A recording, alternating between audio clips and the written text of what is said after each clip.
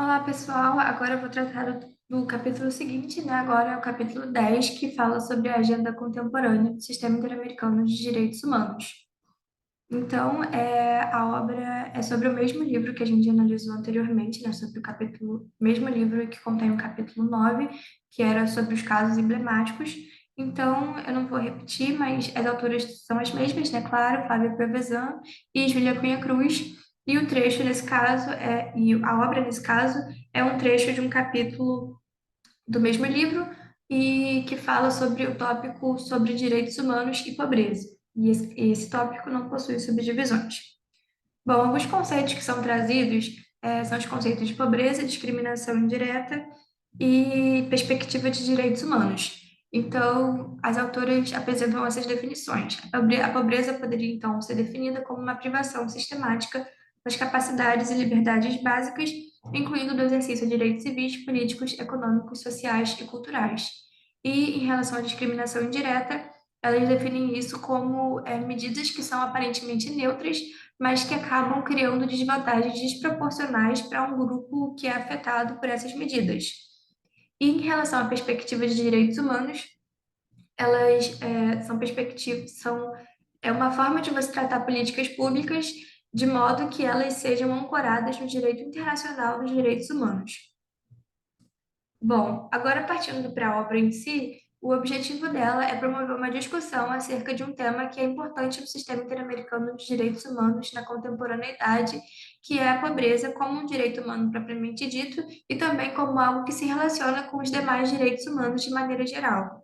Então, as autoras começam promovendo uma definição do que é pobreza, segundo a qual a pobreza é um fenômeno multidimensional.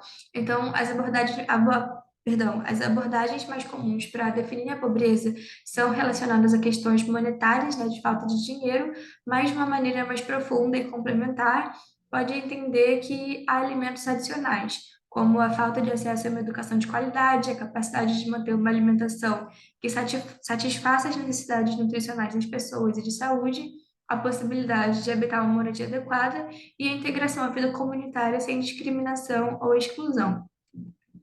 Então, haveria uma concepção multidimensional do que é a pobreza, e segundo essa concepção, a pobreza é entendida como uma série de violações múltiplas e interconexas de direitos humanos. Então, ela é por si mesma uma questão de direitos humanos, mas também pode ser causa ou consequência de violações de direitos. Então, a pobreza é considerada pela Comissão Interamericana como uma violação generalizada de todos os direitos humanos. Mas as autoras ressaltam que essa abordagem ela é bastante recente no sistema interamericano, então a jurisprudência sobre o tema ainda está sendo desenvolvida. Continuando a obra, as autoras dizem que as obrigações do Estado em relação à pobreza são amplas e abrangem a efetivação do conjunto dos direitos humanos para setores marginalizados da população. Mas isso não significa que a pobreza não gere deveres específicos ao Estado. E como deveres específicos, a gente tem as obrigações de não discriminação por parte do Estado, o que é tutelado pelo artigo 1.1 da Convenção Americana. Então, as autoras também lembram que é importante que o Estado se atente indireta, assegurando que normas e políticas que sejam aparentemente neutras não criem desvantagens desproporcionais para as pessoas em situação de pobreza. Pelo contrário, o Estado tem o dever de adotar ações afirmativas para combater situações discriminatórias. Então, aqui a gente tem a incidência do conceito de igualdade material para além da igualdade formal, né?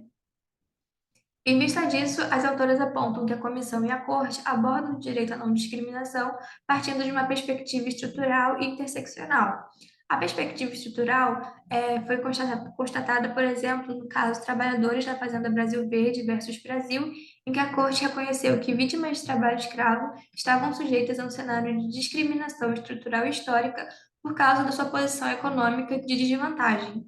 E a perspectiva interseccional, ela foi adotada pela corte, por exemplo, no caso González Lui e outros versus Equador, em que a corte reconheceu que a vítima, que era uma criança que se tornou portadora do vírus do HIV depois de uma transfusão de sangue inadequada, sofreu discriminação por várias razões, incluindo a sua situação de pobreza, o que se refletiu no seu precário acesso a cuidados médicos, né? E também, nesse mesmo caso, foi entendido que a sua condição de pessoa com HIV criou obstáculos adicionais à sua dignidade, de modo que, em ambos os casos, o Estado foi responsabilizado por violar o direito à não discriminação. Já no final da obra, os autores argumentam que o Estado tem a obrigação de agir em prol da erradicação da pobreza por meio de políticas públicas que tenham esse objetivo, seguindo uma perspectiva de direitos humanos. Essa abordagem, nessa perspectiva, significa que a formulação de políticas deve ser ancorada no direito internacional dos direitos humanos. Essa mesma perspectiva também reconhece os usuários da política como titulares ativos de direito e participantes do processo decisório, e não como meros beneficiários passivos de prestações assistenciais. Então, essa integração, né, de perspectiva de direitos humanos às políticas públicas envolve a priorização da atenção a pessoas em situação de vulnerabilidade, considerando as suas necessidades específicas, e também, novamente, tendo ações afirmativas e ativas por parte do Estado para promover o acesso efetivo dessas pessoas às políticas públicas, assim como para remover obstáculos à concretização dos direitos dessas pessoas. Já nas partes principais do texto, eu ressaltei esse parágrafo que diz que a pobreza é um fenômeno multidimensional. Então, aqui tem uma nova revisão, né, do que é a definição de pobreza a partir dessa perspectiva mais multidimensional, em que, além da questão financeira, as autoras defendem que a pobreza possui elementos complementares, como a questão de acesso à alimentação adequada, para além da mera contabilidade financeira, digamos assim.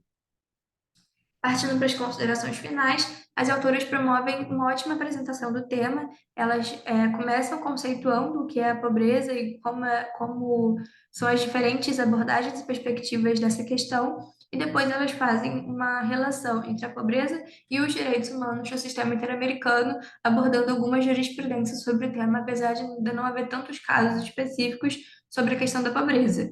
Então, a obra é muito didática e útil como uma introdução ao tema, já que também é bastante curta. É isso, pessoal. Obrigada.